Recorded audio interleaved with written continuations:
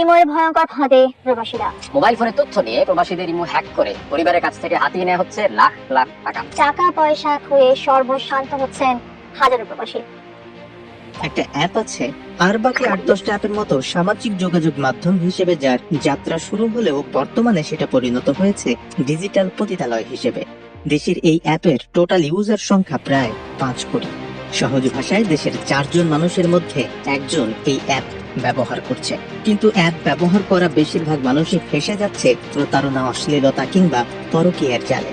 আর এই অ্যাপটা হলো আমাদের অনেকের পরিচিত অ্যাপ ইমো।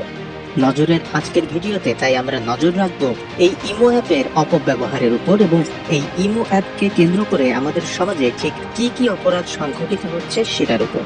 আর সেই জন্য আমরা আমাদের আজকের ভিডিওকে আলাদা আলাদা 4টি ভাগে ভাগ করেছি, বা আরো ক্লিয়ার বলতে গেলে আজকের ভিডিওতে আমরা মোট 4টা জিনিস নিয়ে কথা বলবো। প্রথমে জানার চেষ্টা করব কোন কারণে বাংলাদেশে ইমো এতটা জনপ্রিয়। এরপর ইমোকে কেন্দ্র করে ঠিক কোন কোন অপরাধ আমাদের সমাজে সংঘটিত হচ্ছে। এরপর বোঝার চেষ্টা করব কেনই বা এই সব অপরাধের মূল টার্গেট বেশিরভাগ সময়ই প্রবাসীদেরকেই করা হয়, এবং অবশেষে খোঁজার চেষ্টা করব যে ঠিক কোন কোন উপায়ে আমরা এই সব অপরাধের হাত থেকে বেঁচে থাকতে পারি। তাহলে চলুন ভিডিও শুরু করা যাক। সাল 2005। দুই ভাই জর্জ ও র্যাফল হ্যারিকের হাত ধরেই সেই বছর তাদের কার্যক্রম শুরু করে বর্তমানে জনপ্রিয় সফটওয়্যার ইমো। দুই ভাইয়ের মধ্যে জর্জ একসময় কাজ করত ওরাকলে আর র্যাফল কাজ করত গুগলে। যদিও পরে একটা সময়ে দুই ভাই তাদের চাকরি ছেড়ে দিয়ে নিজেরাই কিছু করার সিদ্ধান্ত নেয়। আর এই সিদ্ধান্ত থেকেই একসময় জন্ম নেয় সামাজিক যোগাযোগ মাধ্যম সফটওয়্যার ইমো। তবে ইমো বাংলাদেশে ঠিক কতটা জনপ্রিয় এটা আপনারা সহজে আন্দাজ করতে পারবেন গত বছরের 28 এপ্রিল দ্য ডেইলি স্টারে পাবলিশড হওয়া একটা প্রতিবেদন থেকে। সেই প্রতিবেদন অনুযায়ী ইমোর বর্তমান মাসিক অ্যাক্টিভ ইউজারের সংখ্যা প্রায় 20 কোটি, আর এর মধ্যে 5 কোটি ব্যবহারকারী বাংলাদেশী। প্রতিবেদনে আরো উল্লেখ করা হয় যে শুধুমাত্র 2023 সালেই বাংলাদেশিরা ইমোতে টোটাল প্রায় 9,160 কোটি কল করেছে, যার মধ্যে শুধুমাত্র ইন্টারন্যাশনাল কলের সংখ্যা ছিল প্রায় 3,580 কোটি। এছাড়াও 2023 সালের হিসেব অনুযায়ী বাংলাদেশিরা যেই 5টি দেশে সব থেকে বেশি কল করেছে সেই দেশগুলো হলো যথাক্রমে সৌদি আরব, আরব আমিরাত, ওমান, মালয়েশিয়া আর কাতার। একটু চিন্তা করলেই কিন্তু দ্য ডেইলি স্টারের এই প্রতিবেদন থেকে দুটো জিনিস কম বেশি আমাদের সকলের নজরে আসবে। সেটা হলো প্রথমত বাংলাদেশিদের একটা বড় অংশ ইমোর অ্যাক্টিভ ইউজার, আর আরেকটা হলো এই অ্যাক্টিভ ইউজারদের মধ্যে বেশিরভাগই এমন মানুষ যারা হয় প্রবাসে বাস করে কিংবা তার পরিবারের কোনো না কোনো সদস্য প্রবাসে বাস করে। এবার আপনাদের মনে একটা প্রশ্ন আসতে পারে যে কেন প্রবাসীরাই বেশি ইমো ব্যবহার করে, যেখানে কম বেশি আমরা সবাই ফেসবুক, মেসেঞ্জার কিংবা হোয়াটসঅ্যাপ বেশি ব্যবহার করে থাকি। চলুন এবার এই প্রশ্নের উত্তর খোঁজা যাক। 11 জানুয়ারি 2021 বিবিসি বাংলার একটা প্রতিবেদন প্রকাশ করা হয়। প্রতিবেদনে তুলে ধরা হয় প্রবাসে কর্মরত আব্দুল কাইয়ুমের কথা। সেখানে তিনি বলেন, আমার নিজের ভাই মালয়েশিয়া থাকে, ফুফাতো ভাই, খালু সহ আরো আত্মীয় বিদেশে থাকে। ওনাদের সাথে ইমোতেই কথা বলতে হয়, কারণ ওনারা সবসময় ইমোতেই কল দেয়। আমি অফিসের কাজে হোয়াটসঅ্যাপ ব্যবহার করি, কিন্তু দেখা যাচ্ছে অন্যদের কাছে হোয়াটসঅ্যাপ বা ভাইবার এইসব নাই। মিরপুরের রাবেয়া খাতুনের স্বামী থাকেন সৌদি আরব। তিনি বলছেন, ইমো না থাকলে জিজ্ঞেস করে নাই কেন, তাই আমাদেরও ইমো নামাইতে গেছে। ইমোতে সব নাম্বার খুঁজে পাই, কিন্তু অন্যগুলো নামাইয়া দেখছি অনেক নম্বর খুঁজে পাওয়া যায় না। এ তো গেল মাত্র দুটো ঘটনার উদাহরণ। এর বাইরে দ্য ডেইলি স্টার, ঢাকা ট্রিবিউনে প্রকাশিত প্রতিবেদনগুলো অ্যানালাইসিস করে নজর টিম এই ইমো অ্যাপ এত জনপ্রিয় হওয়ার বেশ কয়েকটি কারণ খুঁজে পেয়েছে। প্রথমত হলো ইমো বেশ ইন্টারনেট সাশ্রয়ী। ইমোতে যে মেসেজ বা কথাবার্তাগুলো পাঠানো হয় ওগুলোকে কম্প্রেসড করে পাঠানো হয়, যার ফলে বার্তার আকার ছোট হয়ে আসে এবং এ কারণেই ইন্টারনেট ডাটার ব্যবহারও কম লাগে, যার ফলে অন্য সামাজিক যোগাযোগ মাধ্যমের তুলনায় কম ইন্টারনেট দিয়েই ইমোতে বেশি পরিমাণে মেসেজিং করা যায়। এছাড়াও ইমোর আরেকটা বড় সুবিধা হলো দুর্বল ইন্টারনেট কানেকশন দিয়েও ইমোতে দিব্যি কথা বলা যায়, কল কাট হয় না। যেখানে মেসেঞ্জার কিংবা হোয়াটসঅ্যাপে দুর্বল ইন্টারনেট কানেকশন দিয়ে তো ঠিকঠাক কথা বলা যায়ই না, অনেক সময় আবার কল কাট হয়ে যায়। আর যেহেতু প্রবাসে যারা কাজ করে তাদের বেশিরভাগ আত্মীয়ই দেশের গ্রামাঞ্চলে কিংবা মফস্বল শহরে তুলনামূলকভাবে বেশি থাকে, এবং সঙ্গত কারণেই এসব জায়গায় ইন্টারনেটের স্পিড শহরের তুলনায় বেশ দুর্বল হয়ে থাকে, যার ফলে সেখানকার মানুষের মাঝে ইমো বেশ জনপ্রিয় হচ্ছে। এছাড়াও সব থেকে বড় যে কারণটা রয়েছে সেটা হলো বাংলাদেশের মানুষ মধ্যপ্রাচ্যের দেশ, বিশেষ করে সৌদি আরব, আরব আমিরাত, কাতার কিংবা ওমানে প্রবাসী হিসেবে বসবাস করে। আর মধ্যপ্রাচ্যের এই দেশগুলোতেই প্রচলিত যে সামাজিক যোগাযোগ মাধ্যম রয়েছে সেগুলো ব্যবহারে নিষেধাজ্ঞা রয়েছে, যার কারণে অনেকটা বাধ্য হয়েই ইমোর ব্যবহারের দিকে ঝুঁকছেন তারা। এছাড়াও ইমোর ইন্টারফেস মেসেঞ্জার কিংবা হোয়াটসঅ্যাপের তুলনায় বেশি সহজ। শুধু ফোন নাম্বার দিয়েই কয়েকটা ক্লিকে অ্যাকাউন্ট খোলা যায়। শুধু তাই না, ফোনে থাকা কন্ট্যাক্ট নম্বরগুলো নিজ থেকেই ইমোতে চলে আসে, নতুন করে অ্যাড করতে হয় না, যেই সুবিধা আবার অন্য কোনো সামাজিক যোগাযোগ মাধ্যমে নেই। যে কারণে তুলনামূলকভাবে কম শিক্ষিত যারা কিংবা একটু বয়স্ক তারাও খুব সহজে ইমো ব্যবহার করতে পারে। এ তো গেল ইমোর জনপ্রিয়তার কথা। চলুন এবার নজর দেওয়া যাক ইমোকে কেন্দ্র করে ঠিক কোন কোন অপরাধ সংঘটিত হচ্ছে। মোটামুটি যারা সামাজিক যোগাযোগ সাইটগুলোতে একটু অ্যাক্টিভ, তারা মিম হিসেবেই হোক কিংবা পোস্ট হিসেবে ইমো সার্ভিস, ইমো ভাবি এই শব্দগুলো অবশ্যই কোথাও না কোথাও দেখেছেন। কিংবা এমন মেসেজ, চ্যাট এত টাকা, অডিও এত টাকা, ভিডিও এত টাকা। আর এই ধরনের পোস্ট কিংবা মেসেজের একদম নিচে ছোট করে আরো দুটি কথা লেখা থাকে, শুধুমাত্র প্রবাসীদের জন্য কিংবা শুধুমাত্র ইমোতে। এই যে ইমো ব্যবহারে ইন্টারনেট সাশ্রয়ী হয় কিংবা দুর্বল ইন্টারনেট সংযোগেও ইমো ব্যবহার করা যায়, মূলত এই দুটো কারণেই ইমোকে কেন্দ্র করে গড়ে উঠেছে এই ধরনের অশ্লীলতা। এবং এই অশ্লীলতা এত ব্যাপক হারে ছড়িয়ে পড়েছে যে ইমোর নাম শুনলেই বেশিরভাগ সময় আমাদের মাথায় এটাই আসে। বিষয়টা এমন হয় যে ইমো হয়ে দাঁড়িয়েছে বর্তমানের ডিজিটাল পতিতালয়, কিংবা আরো সহজ বাংলায় অমনি ফ্যানের দেশি ভার্সন। আর বেশিরভাগ সময় যেই সব মেয়েদের আইডি থেকে এসব মেসেজ পাঠানো হয়, সেই সব আইডির পেছনে থাকে অন্য কোনো দামড়া পুরুষ, যারা বিভিন্ন নামে মেয়েদের ফেক আইডি খুলে বিভিন্ন মানুষদের কাছে এসব মেসেজ পাঠায়। আর এইসব ক্ষেত্রে বেশিরভাগ সময়ই তাদের টার্গেট হয়ে থাকে উঠতি বয়সী শিশু কিশোররা, যারা কৌতূহল কিংবা উত্তেজনার বশে অনেক সময়ই এসব ফেক আইডি থেকে দেওয়া বিকাশ নাম্বারে টাকা পাঠিয়েও দেয়।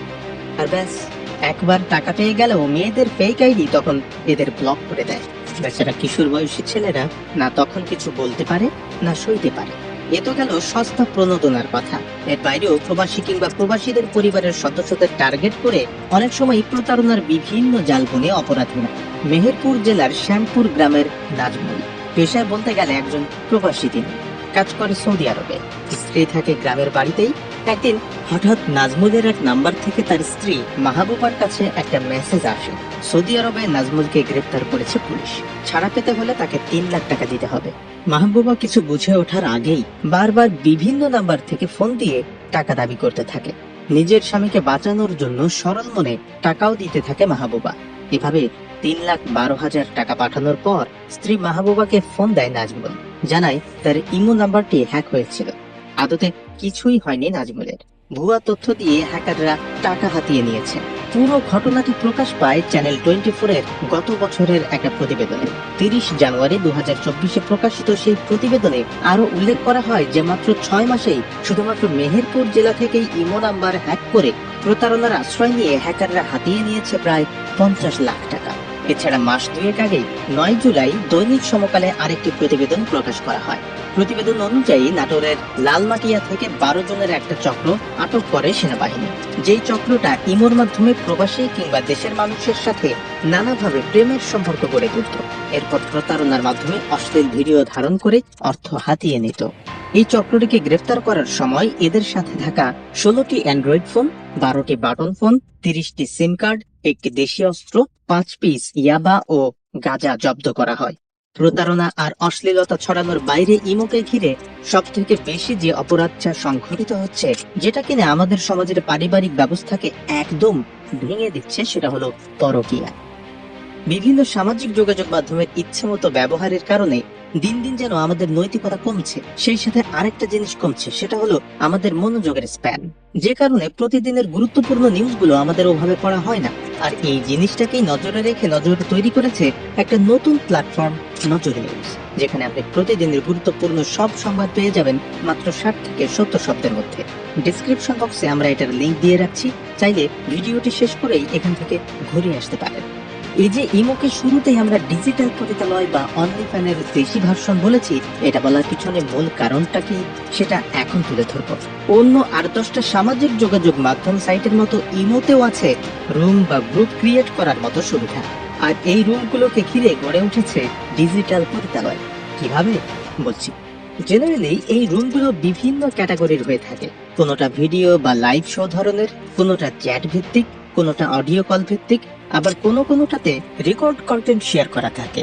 এখন বেশিরভাগ সময়ই এই রুমগুলো পাসওয়ার্ড দিয়ে লক করে রাখা হয়, আর এই কাজটা করে রুম যে ক্রিয়েট করেছে সে। অর্থাৎ রুম জিনিসটা পাবলিক হলেও সেখানে অ্যাড হতে হলে আপনার একটা পাসওয়ার্ড দরকার, যেটা আছে শুধুমাত্র গ্রুপের অ্যাডমিনের কাছে। আর এখানেই আছে অশ্লীলতার বিষয়টা। ভিডিও বা লাইভ শো টাইপের রুম ক্রিয়েট করে বিভিন্ন উঠতি বয়সী মেয়েরা লাইভে যায়। লাইভে যেয়ে কখনো পোশাক পরিবর্তন করে, কখনো নিজেদের শরীর ইচ্ছাকৃতভাবে প্রদর্শন করে। কিন্তু এই রুমগুলোতে ঢুকতে হলে আগে নির্দিষ্ট পরিমাণ একটা অর্থ ওই মেয়ের বিকাশ বা নগদ নম্বরে পাঠাতে হয়। এরপরে অ্যাডমিন সেই গ্রুপে অ্যাড করে। তারপর থেকে একজন ব্যক্তি যত বেশি টাকা বিকাশ বা নগদে পাঠাতে থাকবে, লাইভে আসা মেয়েটা ওই নির্দিষ্ট ব্যক্তির কথা তত বেশি শোনে, তার কথা মতো অ্যাক্ট করে। এতে করে রুমে অ্যাড হয়ে লাইভ দেখতে থাকা কম বেশি সব পুরুষের মধ্যেই বেশি টাকা সেন্ড করা নিয়ে এক প্রকার কম্পিটিশন চলতে থাকে। এছাড়া কিছু রুম আছে চ্যাট ভিত্তিক, যেখানে একই সাথে বিভিন্ন বয়সী ছেলে মেয়েরা অ্যাড থাকে।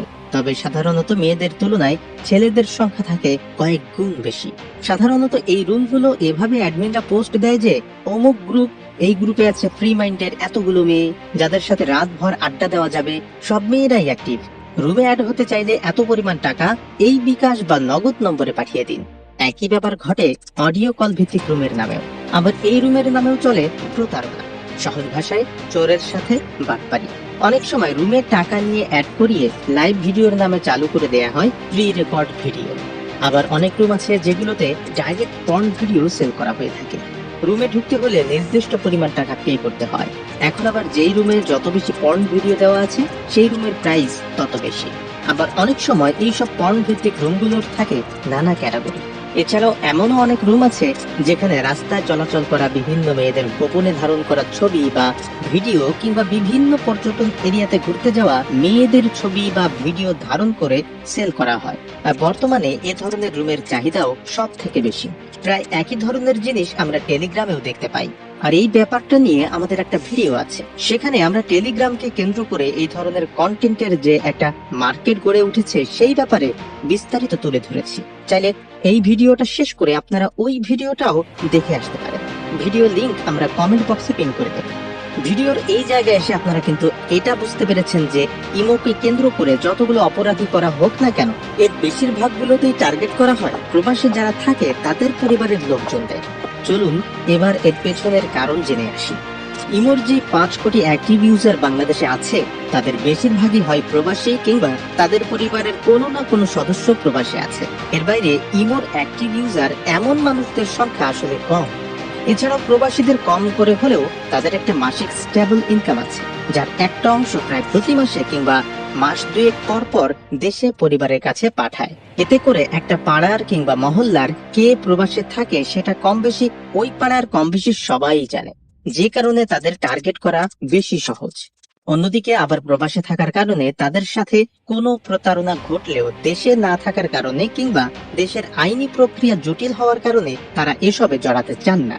আবার অনেক সময় পরিবারের একমাত্র পুরুষ সদস্য প্রবাসে থাকার কারণে প্রতারণার শিকার হওয়া পরিবারও উটকো ঝামেলার কথা চিন্তা করে আইনের দ্বারস্থ হয় না। এর পাশাপাশি প্রবাসী যারা থাকে তারা দিনরাত পরিশ্রমের মধ্যে থাকে, নানা রকম মানসিক প্রেসার ও একাকিত্বে ভোগে তারাও। আর এটাকে কাজে লাগায় একটা চক্র। অনেকেই সুন্দরী মেয়েদের ফেক আইডি তৈরি করে তাদের সাথে বন্ধুত্ব করে, পরবর্তীতে 500 কিংবা 1000 টাকার বিনিময়ে নানা রকম অশ্লীল অফার দেয়। একবার টাকা পাঠিয়ে দিলেই তখন আইডি থেকে ব্লক করে দেয়। অনেকে আবার এক ধাপ এগিয়ে কোনোভাবে প্রবাসীদের আপত্তিকর ছবি বা ভিডিও রেকর্ড করে সেটা দিয়ে ব্ল্যাকমেইল শুরু করে, হাতিয়ে নেয় মোটা অঙ্কের টাকা। লোকলজ্জার ভয়ে চুপ থাকতে হয় ভিকটিমদের। এখন প্রশ্ন হলো, এই ধরনের প্রতারণার হাত থেকে কিভাবে রেহাই পাওয়া যায়? ইমো অ্যাপ ইনস্টল দেওয়ার সাথে সাথে নানা রকম নোটিফিকেশন কিংবা অশ্লীল অ্যাড আসতে থাকে। তাই সবার আগে কাজ হলো অ্যাপের সেটিংস পরিবর্তন করা, যাতে করে এই ধরনের নোটিফিকেশন বা অ্যাড সামনে না আসে। এছাড়াও ইমো অ্যাকাউন্ট হ্যাক করতে ব্যবহারকারীর ভেরিফিকেশন কোড লাগে। অনেক সময় প্রতারকরা লটারি জিতেছেন কিংবা পুলিশের মামলার ভয় দেখিয়ে ব্যবহারকারীদের কাছ থেকে এই কোডটি হাতিয়ে নেয়, কিন্তু কোনো অবস্থায় এই কোড অন্য কাউকে দেওয়া যাবে না। তাহলে যে কোনো ইমো অ্যাকাউন্ট সেফ থাকবে। আর সবশেষ যেই ভুলটি হলো, হুট করে পরিবারের কেউ কিংবা পরিচিত জনদেরকেও মেসেজ করে টাকা চাইলে তাকে টাকা না পাঠানো। প্রয়োজনীয় কল দিয়ে ক্রস চেক করা কিংবা আশপাশের পরিচিতদের কাছে খোঁজ নেওয়া যে তাদের কাছেও এমন মেসেজ গিয়েছে কিনা। যদি যায় তাহলেই বুঝতে হবে এখানে প্রতারণার একটা জাল আছে। মোটামুটি এই 3টা স্টেপ মেনে চললেই ইমোকে কেন্দ্র করে যেই অপরাধগুলো সংঘটিত হচ্ছে সেগুলো থেকে যে কেউ নিজেকে সেফ রাখতে পারবে। আর সবশেষ বিষয় হলো নিজের নৈতিকতা শক্ত রাখা, নিজের পরিবারের প্রতি কিংবা নিজের হাজবেন্ড কিংবা স্ত্রীর প্রতি যে দায়বদ্ধতা এবং দায়িত্ব রয়েছে সেটা মাথায় রাখা। তাহলে যে কেউ যে কোনো ধরনের প্রেমের ফাঁদ কিংবা অশ্লীলতার ফাঁদ থেকে নিজেকে খুব সহজেই সেফ রাখতে পারবে। আর আমাদের নজরের মূল মোটো হলো আমাদের বাংলাদেশটাকে রিপেয়ার করা। এটা আমাদের চ্যানেলের একটা মেইন গোল। আপনিও যদি নিজের জীবনের এমন কোনো একটা বড় গোল নেন এবং সেই লক্ষ্যে প্রতিদিন একটু একটু করেও কাজ করেন, তাহলেই দেখবেন আপনার পা আর পিছলাবে না। একটা সময় ঠিকই নিজ লক্ষ্যে পৌঁছাতে পারবেন। আর আপনি চাইলে নতুন বাংলাদেশ তৈরিতে আমাদের সঙ্গী হতে পারেন আমাদের চ্যানেলটি সাবস্ক্রাইব করার মাধ্যমে। সাথে পাশে থাকা বেল আইকনটিতে ক্লিক করতে ভুলবেন না। Let's repair Bangladesh together. Thank you.